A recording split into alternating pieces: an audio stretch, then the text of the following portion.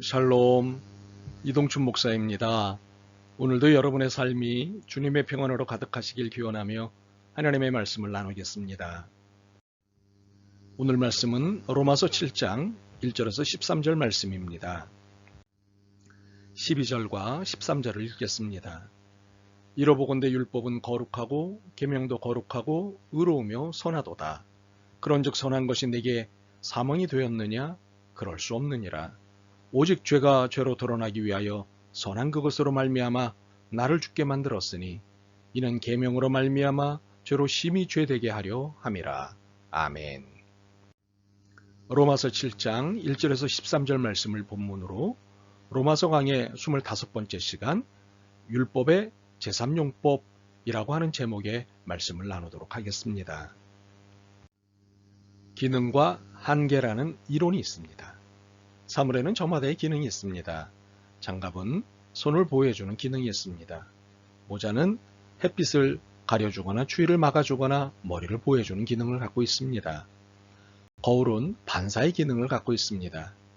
그러나 장갑은 손을 만들지는 못합니다.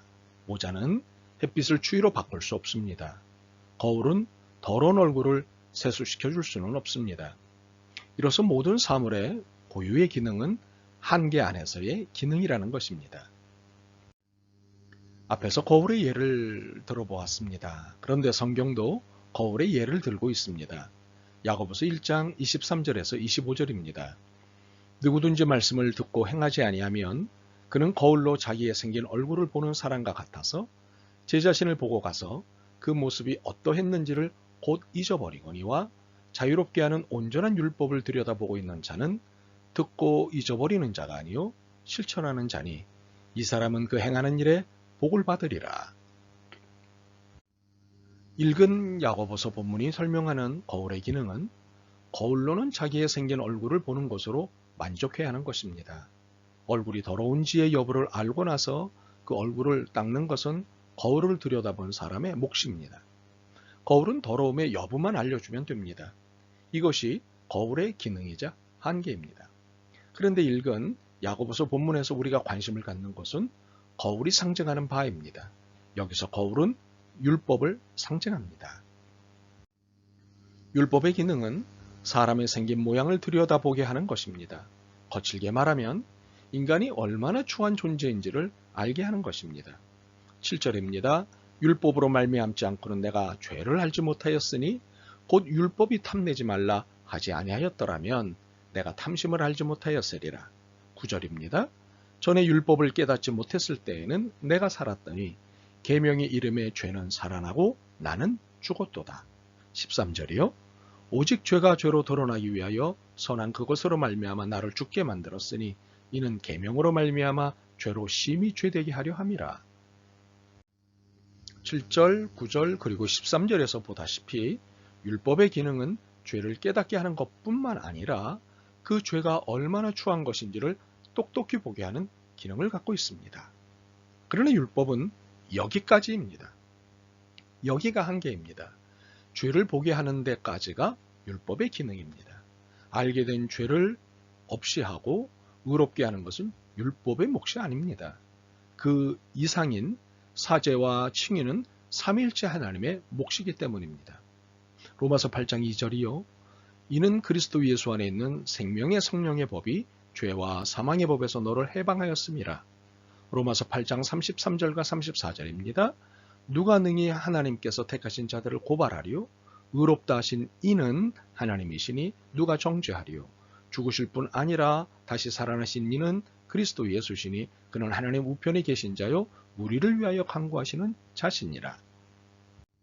그래서 바울은 율법의 한계를 설명할 때 혼인관계로 비유를 든 것입니다. 1절로부터 3절을 읽겠습니다. 형제들아 내가 법하는 자들에게 말하노니 너희는 그 법이 사람이 살 동안만 그를 주관하는 줄 알지 못하느냐. 남편 있는 여인이 그 남편 생전에는 법으로 그에게 매인 바 되나 만일 그 남편이 죽으면 남편의 법에서 벗어났느니라. 그러므로 만일 그 남편 생전에 다른 남자에게 가면 음녀라. 그러나 만일 남편이 죽으면 그 법에서 자유롭게 되나니 다른 남자에게 갈지라도 음녀가 되지 아니하느니라. 그러므로 율법을 통해서는 죄를 깨닫는 것입니다. 더 이상은 아닙니다. 그렇기 때문에 우리가 죄를 깨달은 이후 관심을 가져야 할 것은 영의 새로운 것, 표준 세번역에 의하면 성령이 주시는 새 정신입니다. 6절을 볼까요? 이제는 우리가 얽매였던 것에 대하여 죽었으므로 율법에서 벗어났으니 이러므로 우리가 영의 새로운 것으로 섬길 것이요. 율법 조문에 죽은 것으로 아니할지라. 그래서 바울은 8장에서 생명의 성령의 법에 대해 자세히 논정을 합니다. 그러나 성령의 법에 대해서는 이후 8장을 공부할 때 구체적으로 살펴보기로 하고 오늘은 갈라디아서 3장 1절로부터 5절을 표준 세번역으로 보겠습니다. 어리석은 갈라디아 사람들이요, 예수 그리스도께서 십자가에 못 박히신 모습이 여러분의 눈앞에 선한데 누가 여러분을 홀렸습니까? 나는 여러분에게서 이 한 가지만을 알고 싶습니다. 여러분은 율법을 지킴으로써 성령을 받았습니까? 그렇지 않으면 복음을 듣고 믿음으로써 성령을 받았습니까? 여러분은 그렇게도 어리석습니까? 성령으로 시작하였다가 이제 와서는 육체로 끝을 맺으려 합니까? 여러분의 그 많은 체험은 다 허사가 되었다는 말입니까? 참말로 허사였습니까? 여러분이 율법을 지켜서 하나님께서 여러분에게 성령을 주시고 여러분 가운데서 능력을 나타내신 것입니까? 그렇지 않으면 여러분이 복음을 믿고 듣고 믿어서 그러하신 것입니까? 바울이 흥분한 것은 율법에로의 회귀, 율법주의로의 회귀에 대한 것이었습니다. 그렇다고 이 흥분이 율법의 기능을 무시한 것은 아니었습니다. 율법의 한계를 알라는 흥분이었습니다. 우리가 지금까지 살펴본 대로 율법은 죄를 깨닫게 하는 것입니다. 그러나 구원을 얻고 성령을 받은 것은 믿음으로입니다.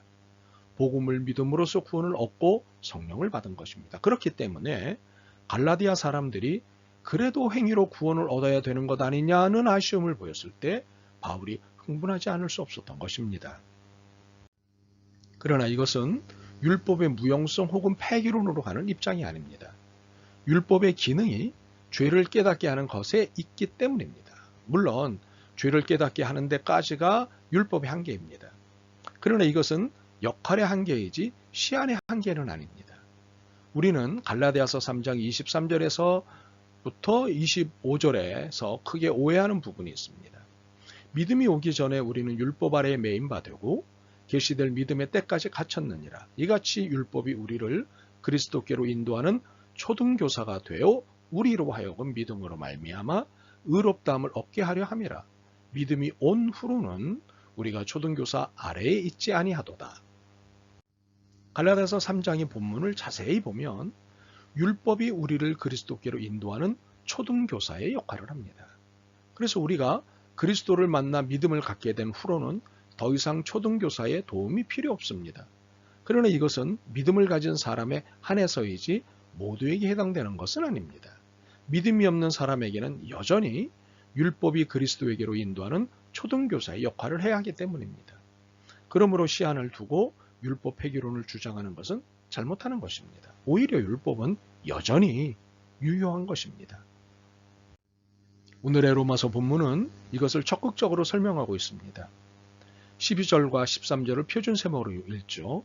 그러므로 율법은 거룩하며 계명도 거룩하고 의롭고 선한 것입니다. 그러나 선한 것이 나에게 죽음을 가져왔습니까? 그렇지 않습니다. 그러나 죄가 죄로 드러나게 하려고 죄가 선한 것을 방편으로 하여 죽음을 나에게 가져왔습니다. 그것은 죄가 계명을 방편으로 하여 더욱더 죄되게 하려고 한 것입니다. 바울은 분명 율법의 유효성을 말한 것입니다. 역할의 한계는 있지만 여전히 죄를 드러나게 하고 죄에 대한 각성을 일으키는 거룩한 역할을 하고 있음을 설명하고 있는 것입니다. 그러므로 바울에게 있어서 율법은 어떤 시대의 그리스도인에게도 여전히 바른 분별력의 기초를 제공하는 하나님의 의인 것입니다. 이것을 바르게 간파한 사람이 칼빈입니다. 이를 그의 기독교 강요에서 율법의 제3용법이라는 개념으로 정리하였습니다. 그리스도인들이 마땅히 따라야 할 하나님의 윤리법으로서 율법을 설명하였습니다. 그러므로 율법이 그리스도 이후 혹은 복음과 성령의 시대 이후에는 아무런 효력도 없다는 것은 바른 성경적 분별이 아닙니다. 오히려 율법은 현재에도 하나님의 의를 드러내며 신자의 바른 규범을, 삶의 바른 규범을 제시한다는 사실입니다. 물론 유대인들을 다른 민족과 구별하는 의식법 등과 같은 것이 우리에게 실효를 발휘할 수는 없습니다. 그럼에도 불구하고 성경에 나타난 언약으로서의 율법은 은혜로 구원받은 성도들이 그 은혜 안에 머물도록 하는 각성적 규례들인 것입니다. 우리는 이것을 소위 언약적 신율주의라고 합니다. 그러므로 율법은 폐기되는 것도 아니고 무용한 것도 아닌 여전히 하나님의 은혜를 드러나게 하고 거룩하게 하는 선하고 거룩한 것입니다. 이것은 거울이 한계를 가지고 있지만 여전히 유용한 것과 같은 것입니다. 윤동주님이 1939년에 쓴 자화상이라는 시가 있습니다. 이 시는 일제말기라는 암울한 시대 상황에서 자신이 적극적인 의미의 무장 독립투쟁에 가담하지 못하고 국내에 남아있음을 끝없이 반성하고 부끄러워하는 성찰의 과정에서 쓰여진 고독과 내면을 성찰한 시입니다. 한번 들어보시죠. 산모퉁이를 돌아 농가 외딴 우물을 홀로 찾아가선 가만히 들여다봅니다. 우물 속에는 달이 밝고 구름이 흐르고 하늘이 펼치고 파란 바람이 불고 가을이 있습니다. 그리고 한 사나이가 있습니다. 어쩐지 그 사나이가 미워져 돌아갑니다. 돌아가다가 생각하니 그 사나이가 가엾어집니다. 도로가 들여다보니 사나이는 그대로 있습니다. 다시 그 사나이가 미워져 돌아갑니다. 돌아가다 생각하니 그 사나이가 그리워집니다. 우물 속에는 달이 밝고 구름이 흐르고 하늘이 펼치고 파란 바람이 불고 가을이 있고 추억처럼 사나이가 있습니다. 우물 속에 비친 한 사나이는 나 자신입니다. 그 속에 비친 나는 믿기도 했다가 가엾기도 했다가 다시 미워졌다가 다시 그리워지는 존재입니다. 이렇게 율법은 내 자신을 하나님 앞에서 비추는 우물 속이고 거울입니다. 내가 얼마나 커다란 죄인이며 얼마나 모순덩어리인지를 들여다보게 합니다. 그래서 이런 죄인이 받은 은혜가 얼마나 큰지를 잊지 않게 합니다.